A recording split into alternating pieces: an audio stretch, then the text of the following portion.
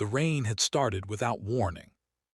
Evan pulled his jacket tighter around his shoulders as he hurried across the parking lot, grocery bags cutting into his fingers. His son Leo trailed behind him, jumping over puddles and pretending each splash was a monster attack. "Careful, buddy," Evan said, forcing a smile. "We don't need wet shoes tonight." Leo laughed anyway. Life hadn't been kind to Evan lately. Being a single dad wasn't what he'd imagined at 34, but here he was, working double shifts at a warehouse, counting every dollar, and trying his best to raise a kind-hearted 8-year-old boy after Leo's mother passed away 2 years earlier. They reached their small rented duplex just as the rain grew heavier. Evan unlocked the door, ushered Leo inside, and set the groceries on the counter.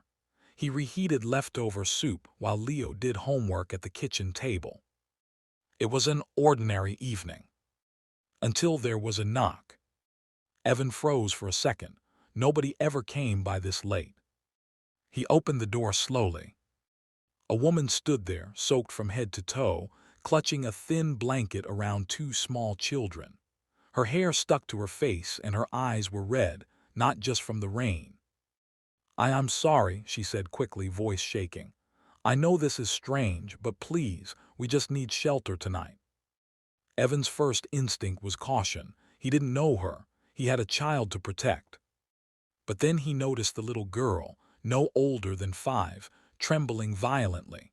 The boy beside her tried to look brave, but his teeth were chattering. The woman swallowed hard. "My name is Marissa. Our car broke down 3 miles back. I tried calling for help, but my phone died. We've been walking for almost an hour."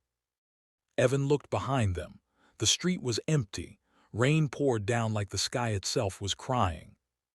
He thought of Leo, warm inside eating soup. He thought of how close anyone could be to disaster on any given day. He opened the door wider. "Come in," he said softly. "All of you, before you catch pneumonia." Marissa's eyes filled with tears. "Thank you," she whispered. Inside, Evan grabbed towels and wrapped them around the kids. Leo jumped up from his chair. "Dad, can they have my blanket?" Evan nodded. While the children warmed up near the heater, Marissa explained between shaky breaths that she'd recently left an abusive relationship. She'd been driving to a shelter in the next town when the car finally gave out. Everything she owned fit into 2 bags now sitting by Evan's door. "I don't expect anything," she said quickly. "Just one night, that's all." Evan handed her a cup of hot tea. "One night is fine," he replied. "You're safe here." For the first time since she arrived, Marissa let herself cry. That night, Evan set up sleeping bags in the living room. Leo insisted on sleeping there too, saying he wanted the guests to feel less scared. Evan tucked everyone in, then sat awake on the couch long after the house grew quiet. He watched Marissa sleep, her arm protectively wrapped around her children, even in exhaustion. He saw the bruises she tried to hide beneath her sleeves. He saw a woman carrying more pain than she let on. By morning, the rain had stopped. Evan made pancakes, something he usually saved for weekends.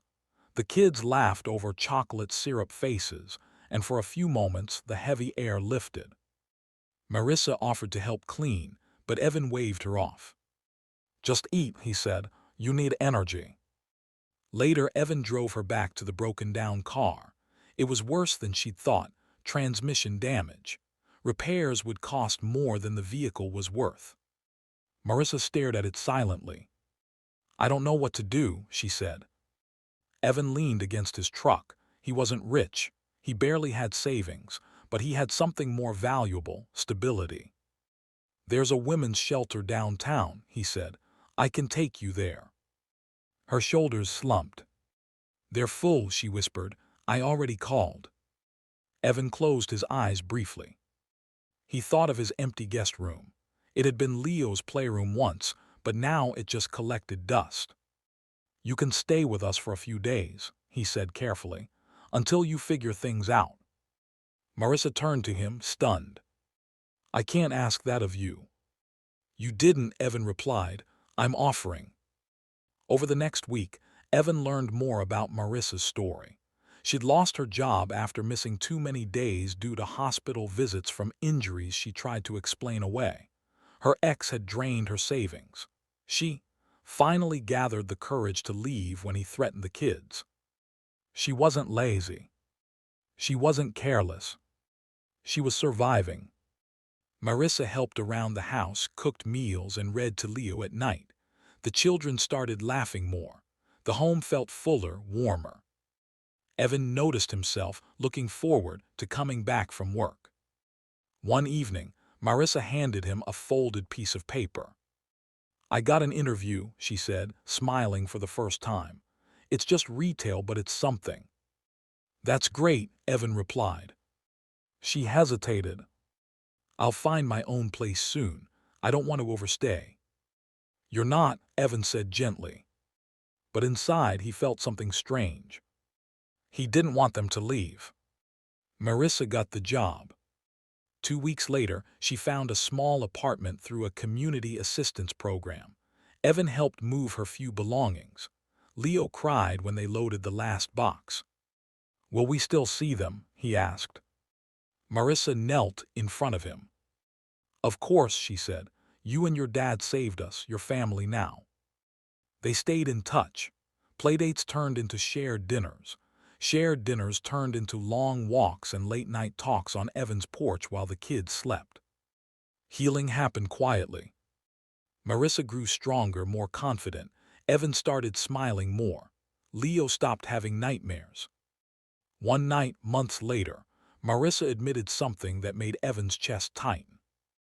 I was ready to give up that night, she said softly. I told myself if no one opened their door, I'd just sit in the rain until morning. Evan reached for her hand. I'm glad you knocked.